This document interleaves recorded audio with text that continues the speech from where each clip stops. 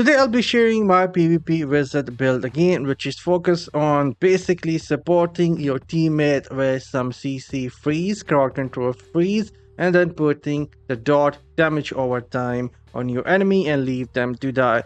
I have shared quite a lot of gameplay, but you will still see some of the gameplay on your screen as I talk about what skill, set item, essences, Paragon, and the Reforge I am using, as well as these gems. Starting with, let's dive into the set pieces. What set pieces I use? I use 4 Grace of the Fledgling for the 4-piece bonus here. This thing is not strive inside of the battleground, and every time you hit the player 5 times, the 4-piece bonus will do quite a lot of damage to them, and you can feed Grace of the Fledgling by having other gems like the Viper Bite. It trigger on the players right away, and you can also add the Everlasting. It will also trigger on the players, and then you can add the Sleeping Bile. It will also trigger thanks to having Viper Bite Everlasting. It will have a higher chance of getting trigger, and you can also add a Wolf Heart. It will trigger as well, giving you 4 sources to trigger 4-piece Grace of the Fledgling and getting that additional hit even off screen really strong. And you can increase the speed of these ticks from some of the gems by having this helmet here that increase the continual damage speed by 60%. Really powerful. But anyways, 4-piece of Grace of the Fledgling is what I'm using. Then 2-piece of Virtus is going to be needed for that beneficial duration increase. Whenever I use slow time, it gives me 20% movement speed and also increase the duration of the skill itself thanks to having 2-piece Virtus. Same it applied to the Frost Field as well. Frost Field, I can have almost 100% uptime inside of the battleground, and so we need the 2-piece Virtus. And then for the last 2 pieces, I am using Feasting Baron that increase the duration of your harmful effects by 30%. And the harmful effects that we have is going to be the Viper Bite and the Everlasting and the Sleeping Bile. So the duration of these gems will be increased on your enemies by 30%. And as for the Wolf will take a benefit from 2-piece Virtus, extending the duration of the Wolf by 30%. So really good combination right there. 2-piece Virtus and 2-piece Feasting Baron with 4-piece Grace of the Fledgling. And now we will dive into skills, what skill we are using. Electrocute, if someone get close or there are 2 players standing close to one another, you can use the Electrocute. It will chain lightning between them.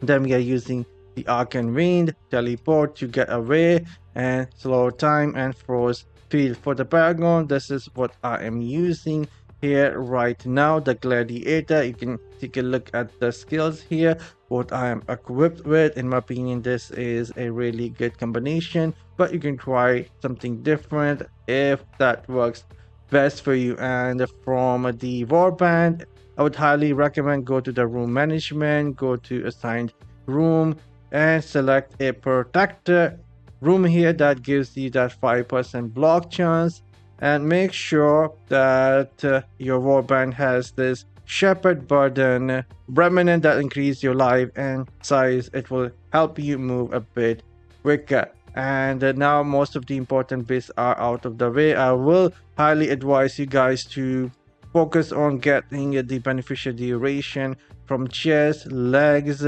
If you can get some on the belt, that is going to be good. You can also get that on your shoes if you get lucky, and you can also try and get the critical hit chance on your helm, shoulder, weapons, and offhand. That will be super important as well.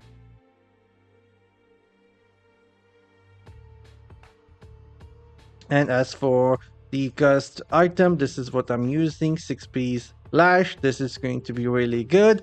If someone gets close to you, just click. This will attack them and put bleeding on them.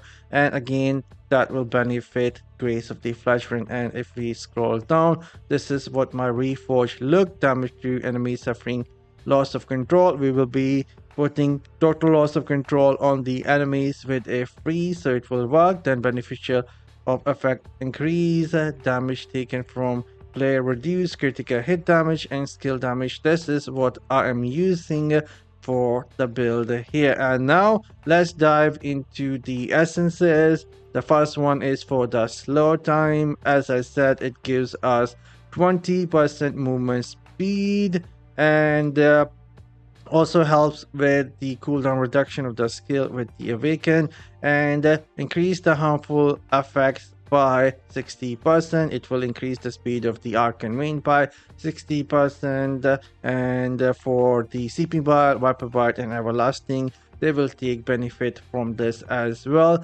and that will just make Grace of the Fleshwind trigger a bit quicker, like 60% quicker. And for the chest, it is for the frost field. If we hit the chill enemy with a critical hit chance, they will get frozen. A really solid combination. And then our offhand is for a teleport. Whenever we use a teleport, it gives us some shield. This will protect you from some damage over time, and it also gives you block 1 total loss of control effect. This will be also good. And then for the legs, it is for the arcane wind, increasing the arcane wind damage and getting the 10% cooldown reduction for the arcane wind.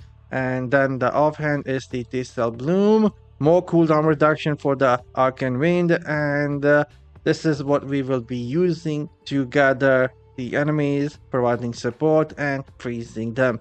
And the second offhand is the Lost Second for the slow time, giving us cooldown reduction, maximum cooldown reduction for the slow time. And then we are using Elder Crystal whenever we hit a chill enemy with the arcane wind, and thanks to the chest we will be applying chill to the enemies, and if we hit them with the arcane wind, they will instantly freeze. So both of these stack back to back. Sometimes you will freeze enemies with a chill and critical from the chest, and sometimes you will freeze enemies from the Elder with the arcane wind and chill combo.